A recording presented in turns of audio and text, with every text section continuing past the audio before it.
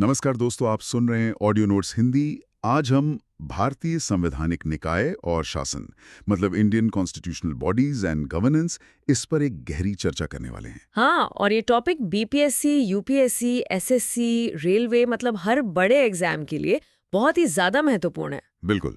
और हम सिर्फ इन निकायों के बारे में पढ़ेंगे नहीं, बल्कि इन्हें हमेशा के लिए याद रखने की कुछ शानदार ट्रिक्स भी सीखेंगे। तो चलिए शुरू करते हैं। तो हमारी पहली स्लाइड है भारतीय संवैधानिक निकाय और शासन। Indian constitutional bodies and governance. आज हम इसका संपूर्ण रिवीजन और याद रखने की कुछ ट्रिक्स देखेंगे। आप सुन रहे हैं ऑडियो नोट्स। अच्छा, तो सबसे पहले ये समझना बहुत जरूरी है कि भारत में ये जो आयोग या निकाय होते हैं, इनको कितने भागों में बांटा जाता है। हाँ, ये बहुत कंफ्यूजिंग हो सकता है। तो स्लाइड कहती है आयोगों का वर्गीकरण यानी क्लासिफिकेशन। तो पहला प्रकार कौन सा है? पहला प्रकार है संवैधानिक मतलब कॉन्स्टिट्यूशनल। कॉन्स्टिट्यूशनल। ये वो निकाय हैं जो संविधान में लिखे हैं। इनका जिक्र सीधे कॉन्स्टिट्यूशन आर्टिकल्स में है। अच्छा, तो मतलब इनको शक्ति सीधे भारत के संविधान से मिलती है। बिल्कुल, इनका जिक्र किसी न किसी अनुच्छेद यानी आर्टिकल में होता है और इसीलिए ये सबसे शक्तिशाली निकाय होते हैं। जैसे कि कोई उदाहरण? जैसे कि भारत का चुनाव आयोग, इलेक्शन कमीशन। इसका वर्णन सीधे संविधान में है। ठीक है, तो ये तो हुए संवैधानिक। अब वर्गीकरण के बाकी दो प्रकार भी देख लेते हैं। हाँ, दूसरा प्रकार है सांविधिक यानी स्टैट्यूटरी। स्टैट्यूटरी।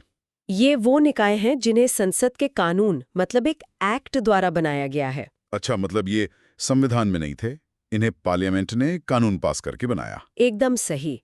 जैसे कि एनएचआरसी, राष्ट्रीय मानवाधिकार आयोग। और यहीं पर शायद एग्जामिनर फंसा सकता है ना, कॉन्स्टिट्यूशनल और स्टैट्यूटरी के फर्क पर। बिल्कुल, ये बहुत बड़ा अंतर है। और तीसरा प्रकार है कार्यकारी यानी एग्जीक्यूटिव। Executive body. इन्हें सरकार के आदेश से बनाया जाता है। मतलब ना संविधान ना संसद का कानून, सिर्फ एक सरकारी ऑर्डर। हाँ, इसका सबसे बड़ा उदाहरण है नीति आयोग। चलिए अब कुछ सबसे महत्वपूर्ण संवैधानिक निकायों को ट्रिक से याद करते हैं। हाँ, ये मजेदार रहेगा।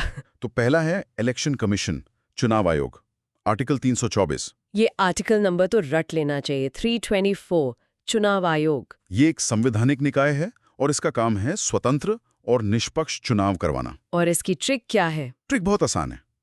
ट्रिक 3, 2, 1 गो वोट। अच्छा, 3, 2, 1 गो वोट। हाँ, जैसे ही चुनाव की घंटी बजती है हम काउंटडाउन करते हैं, 3, 2, 1 और फिर गो वोट। तो 3, 2, 1 से आर्टिकल 324 याद रहेगा और गो वोट से चुनाव आयोग। ये तो बहुत बढ़िया है। अगला है फाइनेंस कमीशन, वित्त आयोग, आर्टिकल 280। बहुत ही महत्वपूर्ण, आर्टिकल 280 वित्त आयोग। इसका मुख्य काम है केंद्र और राज्यों के बीच कर मतलब टैक्स का जो वितरण होता है उसकी सिफारिश करना। और इसका गठन कौन करता है? इसका गठन राष्ट्रपति द्वारा किया जाता है। ओके, और इसकी ट्रिक? इसकी ट्रिक तो और भी आसान है।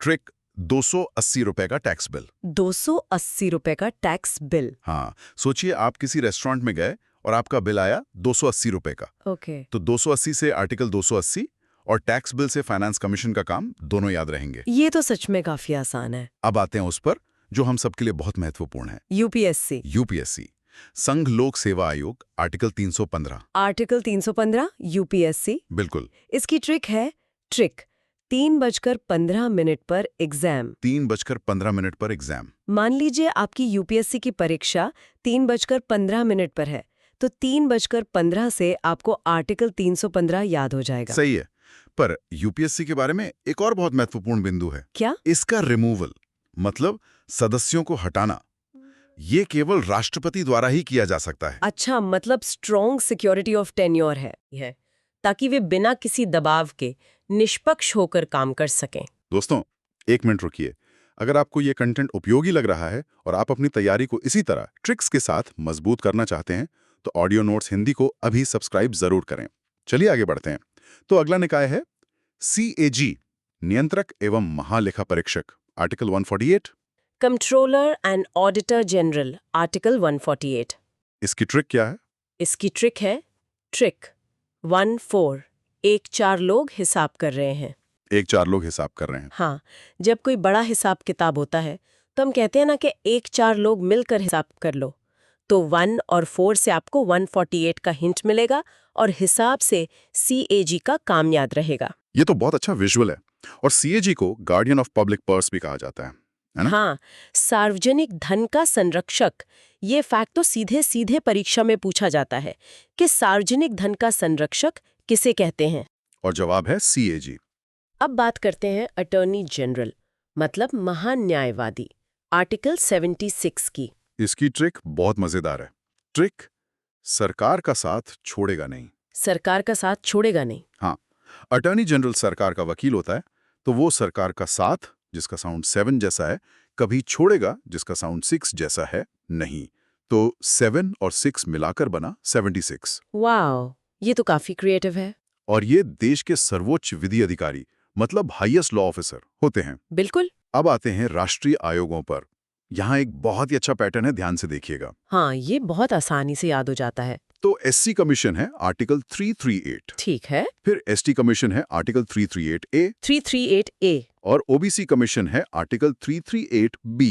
अच्छा, तो 338, 338A और 338B एक क्रम बन गया। हाँ, पैटर्न है ABC की तरह।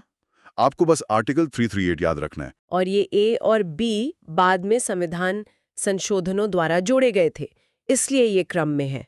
तो ये तो हुए संवैधानिक निकाय। आप कुछ गैर संवैधानिक निकायों की बात करते हैं। हाँ, जैसे कि नीति आयोग।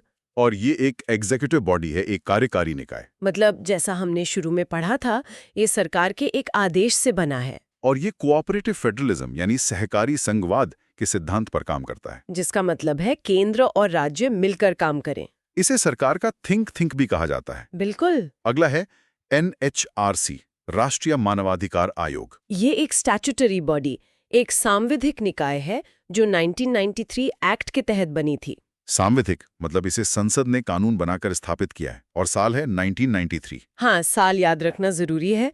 और इसके अध्यक्ष कौन हो सकते हैं? इसके अध्यक्ष रिटायर्ड चीफ जस्टिस या सुप्रीम कोर्ट के जज हो सकते हैं। और इसका उद्देश्य है बिना किसी डर के मानवाधिकारों की रक्षा करना। अब बात करते हैं भ्रष्टाचार पर लगाम लगाने वाली संस्था की।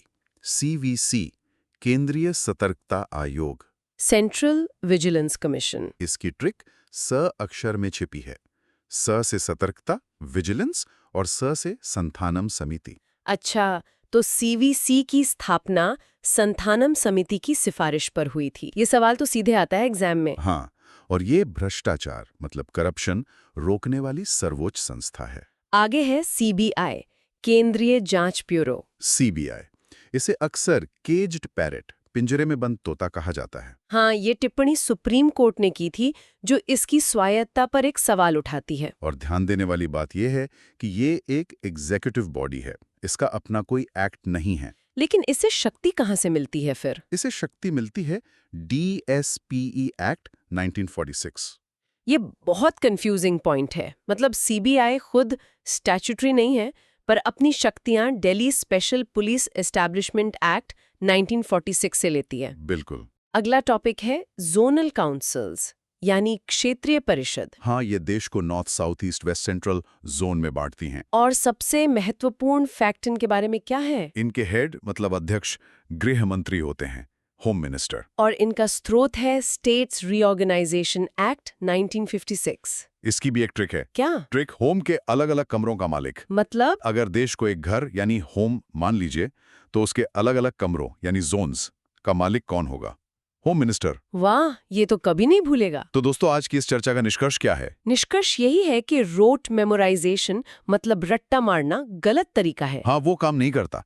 हमें विजुअल स्टोरीज एंड लॉजिक का इस्तेमाल करना चाहिए। बिल्कुल, जैसे हमने ट्रिक्स और विजुअल्स की मदद से इतने सारे मुश्किल आर्टिकल्स और फैक्ट्स को आसानी से याद किया। उम्मीद है ये पूरा कंटेंट आपके लिए उपयोगी रहा होगा। और ऐसे ही एग्जाम ओरिएंटेड नोट्स के लिए ऑडियो नोट्स हिंदी को सब्सक्राइब जरूर करें। अपनी तैयारी को मजबूत बनाते रहें। जय हिंद।